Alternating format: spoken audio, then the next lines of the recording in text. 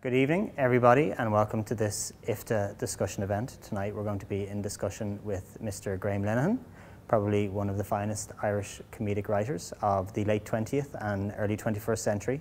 The man who gave us Father Ted, Black Books, The IT Crowd, and many more of the finest television comedies of the last 20 years or thereabouts. Stick around, we're going to have a conversation with Graham where we're going to talk about his career as a screenwriter and more recently a director. And hopefully on my part, I'll be asking the questions. So, thank you.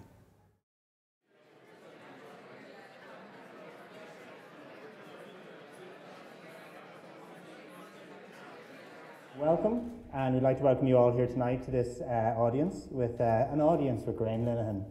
An all-star tribute to Graham Linehan. There's a list of, what was the list of stipulations beforehand? There's no eye contact with Graham. All questions are the Mr. Linehan. Nothing, no mention of Father Ted, no Father Ted mention, no IT Crowd mention, no Black Books, don't mention. Yeah. I just want questions about my family. About his family. So we're going to bring the family up one at a time. We're going to bring his dad up to begin with, and then we're going to go back to pre-birth. We're going to start around 9 months. We're going to talk about Graham's conception, and we'll take it from there. We're due to wrap up around two this morning, so it should be good. So welcome. I guess why are you over for the filming of a documentary amongst other things? Are you over? Yeah. For, I believe for a TED documentary. Is that Yeah, right? we're just doing a kind of trying to round everything up and do a kind of definitive TED documentary, one that just takes in everything, and because there's since Dermot passed, there's just been a lot of kind of myth making, and it's kind of our attempt to tell, thank you, to just tell the truth about certain things, like the biggest myth, for instance, that we offered it to RTE and things like that, and it's just weird. These stories get around and they become a kind of official truth that's just completely wrong, and we thought we'd do something and hopefully clear the decks. Is that the word? Well, RTE, they refused it, and then they forced you and Arthur to leave the country. That's right. Yes. They brought you to Rosslare and put you on a ferry. Yeah. No, we didn't do it with RTE because we were in England and we had a career in England. So it would have been strange to say, let's go back to Ireland and start from the bottom with RTE and a company that has never really made a successful studio sitcom. Let's take it all the way to the middle. Let's take a chance with them, No, we kind of, because there was no infrastructure in Ireland for creating sitcoms, those kind of sitcoms, studio sitcoms in front of an audience. It would have been crazy to give it to RTE. Arthur once said, well, sure, why would we give it to RTE? That'd be like giving it to Waterford Glass. So, but RTE does many great things, but studio sitcoms. Name three. Studio sitcoms were not one of them. But this thing is that if anything, you were already on a kind of you had a trajectory with the work you've done. Yeah, we already had a bit of a reputation, and our sketches were getting, we were getting a lot of work onto programs like Smith & Jones and Alexi Sale's sketch show, and we had an agent over there, and Channel 4 liked us. Channel 4, Seamus Cassidy actually, who ran Channel 4 Comedy at the time, he took a big chance with Father Ted because our previous thing, Paris, had been a massive flop, and for Seamus, who's Irish, to take another chance and to commission something that just looked really terrible on paper, was very brave of him. You would have still been an unknown quantity at that point. Yeah. We were a known quantity. We were known to be a failure. We kind of tried it, and it didn't work out.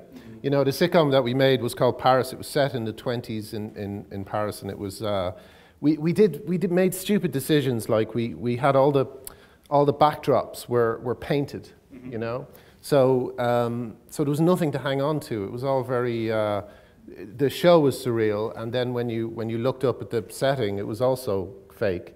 So there was nothing solid there, and as a result, it just kind of floated away. Was that the folly of kind of, I suppose, relative inexperience, though, and that you Yes. had to do it to Yeah. to learn it? When you went over, And also, to be honest with you, it was this belief that we wouldn't get the show made if we didn't have a star attached.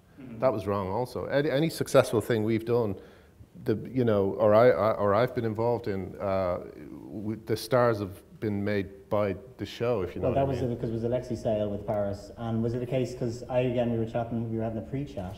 Pre-chat, yes. Chat, and I had presumed that it was actually he was involved from the inception of the. No, of the he was project. just. So was that a case of you then went and got a star, and did you say, Yeah. we've got this project, we've got Alexi Sale? Yeah. Which is all the things that producers think you need to do, but you actually don't. You just need a good project. You just need a good. That's the thing. You just need a good script, And if we had relaxed a bit about that, we would have. I mean, Alexi says himself that he was the wrong choice for it, and what we did was we wrote a very big, shouty character for an actor who was famous for big shouty performances, and the volume just went through the roof, and it was very boring as a result. And who directed that? A woman named Lydia Aldroyd, who's passed on now, actually. And was that so you had already done a certain amount of sketches. How much of a learning curve was that? Like, were you on set? Were you there? Because again, it was a studio sitcom with a live studio audience. Yeah. Were you sitting there going? We were sitting there going, I don't think this is going too well. We were watching run-throughs and going, this is really bad. And at that stage, it's like you're at the controls of a runaway train thinking, I don't know what lever to pull to save this train. So that was so what I kind of decided at that stage, and also beforehand, we did a show, Jane Horrocks sketch show, and we wrote a sketch for it where the joke, it was a terrible joke. It wasn't a very good joke, but it was still a joke. And the joke was that it was two women, and they were interviewing people on their chat show. They were interviewing men.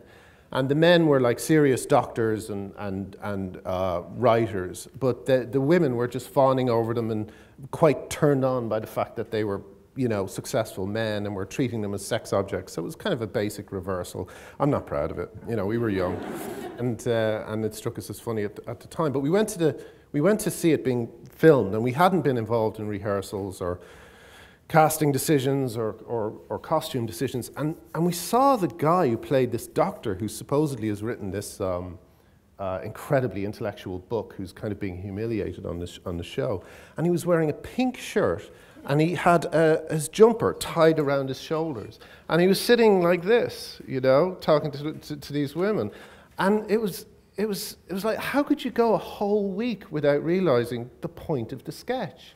The whole sketch, in that decision, in putting him in that costume, the whole idea just disappeared. And it wasn't good to begin with, but my God, once you take away the central joke, you really are left with kind of like a serious discussion,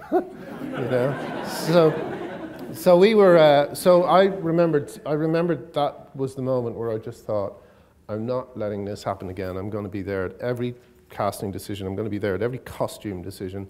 I'm not going to let this get this far again, and people just haven't a clue what the joke is, And is that a confidence? Because what was the initial? Because you had moved to London to write comedy. Was it specifically, or you? Were No, I was a music journalist first and a film critic, and then Arthur was making noises about possibly coming over, and I seized my chance really because I kind of just thought, well, other people do it. Why can't we do it? And you'd done stuff. You'd done Joshua Trio stuff here. Yeah, I was a kind of Joshua Trio hanger-on, and and we wrote a few sketches for them, and we did a kind of sketch group that had one performance called the Fun Bunch, with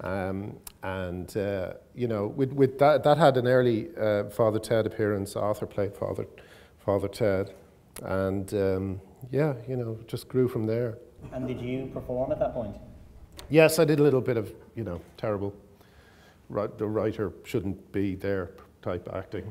And you've continued to do that, writer shouldn't be there Yep. acting to the president. Well, I always choose things that I know I can do, like standing up and shouting, "We're all going to die." I know I can do that, but what I can't do is create a character and invest it with humanity the way proper actors can, you know.